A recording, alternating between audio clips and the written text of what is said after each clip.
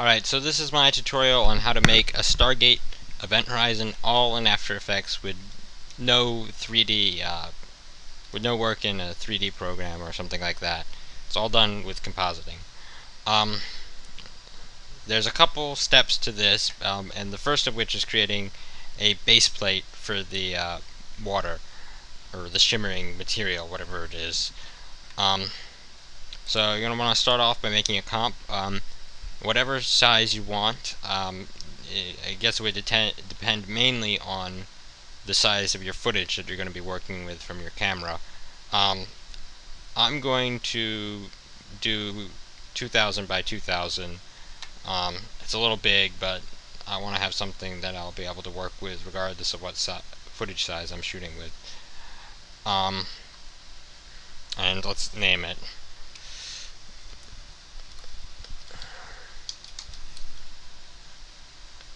Okay. To start off, we're going to want to make a gradient for the effect to be applied to. So you're going to want to change your rectangle tool to radial gradient, and we have to play around with the gradient a little bit. Let's look at some reference pictures first. This is the MGM website, and give them their ads. I want to try to go for a university look this time, so I got two pictures here, one with the blueberry aliens and one with Scott. It looks kind of like silvery, bluish. It's different from the regular gates.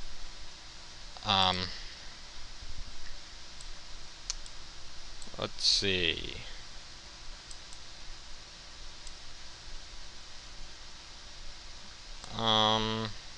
You just have to play around with this until you get a gradient that you want.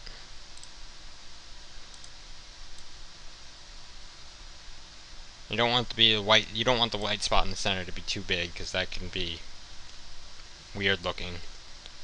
Or if there's too much contrast between them, that can also mess it up.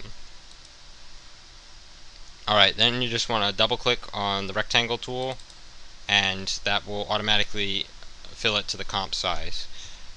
You just pull this out, and I like that. That looks fairly nice. One thing I'm going to do is, I've found that when you apply the drizzle effect to something, it likes to draw these funny little lines around the edges of your object. So I'm just going to scale this up just a hair.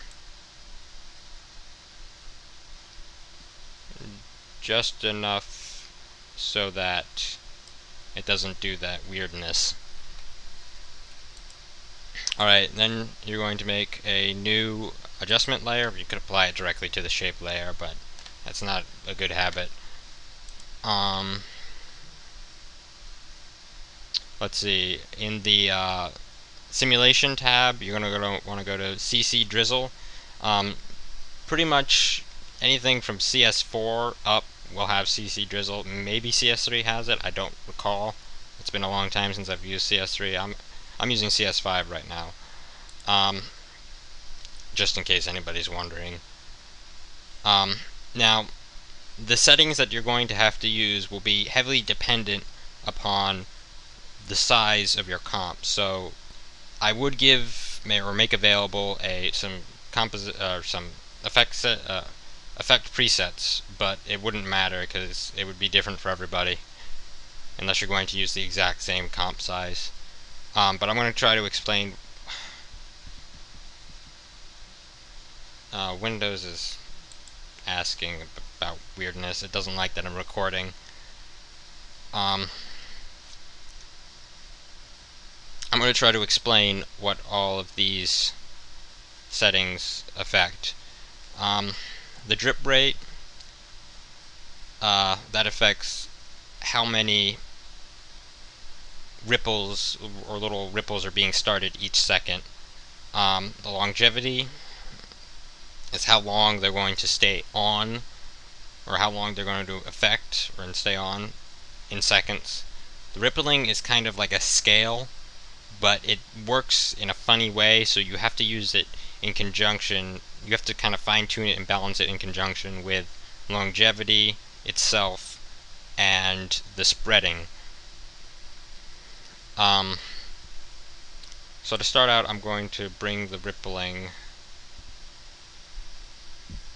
I'm going to leave it about where it is, actually, I think. Increase the longevity and increase the spreading. No, wait, never mind. I don't want to leave it where it is. I'm going to bring it all the way counterclockwise once to whatever this is. Bring the spreading up. This is just something you're going to have to tune and play with.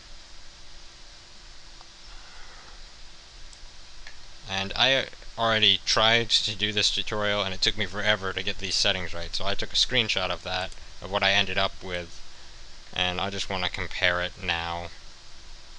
Let's see, what do I have? Longevity, I could bring that up. Spreading. Alright, let's bring the longevity up. I'm going to say to 10. Let's try using whole numbers. Spreading doesn't have to be quite as high.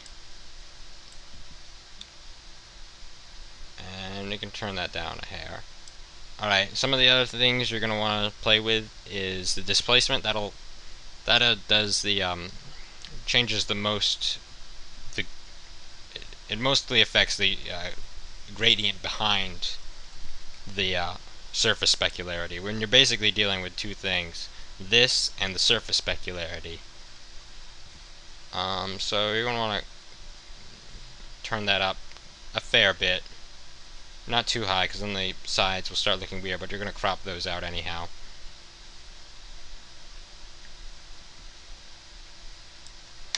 Alright, 120 looks good. What did I do originally? Not as much as that, but I don't know, it looks good this time. The light, you don't really have to change the light, except maybe the light intensity. Bring that up to make the specularity a little sharper. I like to change it to a point light and bring that to the center and play with the height a bit. I don't know why I like to do that, but it gives me more control. Shading is also important, mainly the roughness, because that affects how large the pieces of specularity are. You can play with the specularity a bit to bring that up more around, so it shows up a little more around the edges of the comp, or the edges of the puddle. Ambient you don't want to play with. Diffuse you don't really want to play with. Metal, unless you really want something weird, you could turn metal off and you'd get things going on the sides.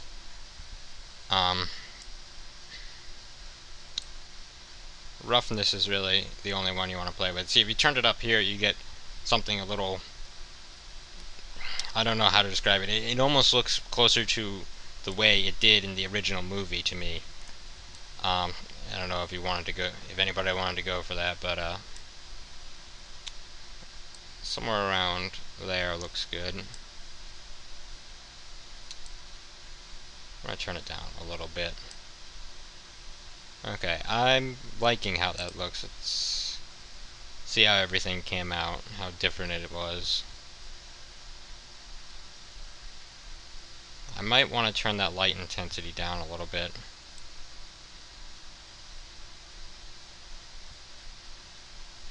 Down to like 350-ish.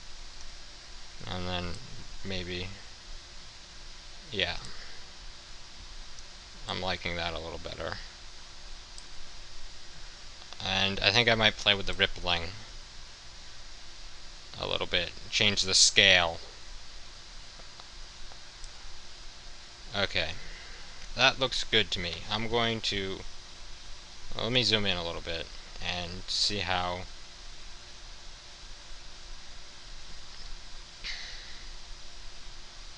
It's very high resolution and it's quite beautiful. If I do say so myself, I like it. Let's render out a few seconds of it and make sure it's moving at the correct speed. And the speed is mostly determined by the longevity, and around 10 is usually about right.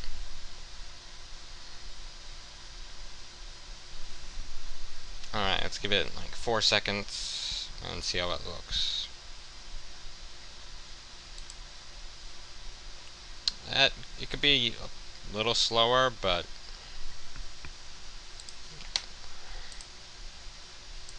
maybe I'll bring it up a hair. See, that'll start cascading and affecting other things though. But I'm gonna turn down the displacement a bit. It's a little too yeah. And I might actually go back and change the gradient a hair. Make it a little bluer. You see, when you do that, it looks like it's kind of low on, like right around there. It looks like the specularity is kind of falling off.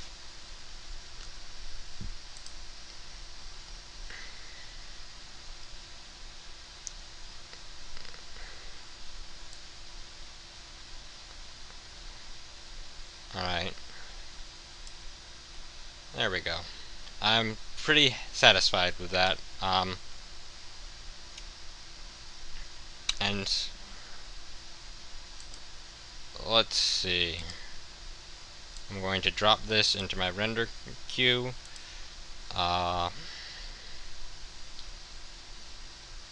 Save this as the second one. This is my second attempt at recording this, so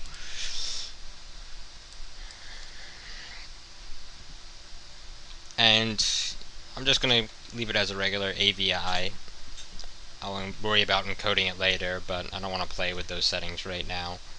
And it's 30 seconds of video, so I'm guessing it's going to take about an hour and a half or so.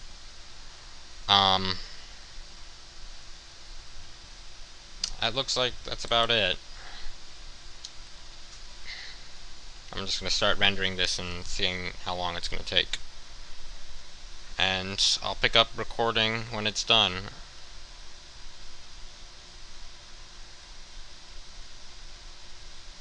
Alright, it's telling me it's going to be about an hour, so I'll be back.